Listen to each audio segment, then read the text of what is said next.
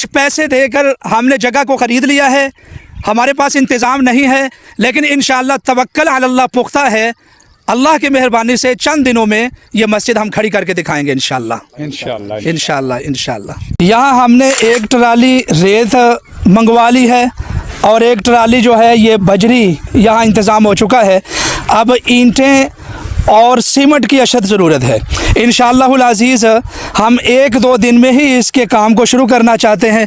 आप दोस्तों से गुजारिश है कि आप लाजमी ताउन करें। एक बोरी सीमेंट की या एक ईंट, यानी जो भी आप ताउन कर सकें तो लाजमी ताउन करें, अपने सवाब के लिए, अपने वालिदैन के इसाले सवाब के लिए।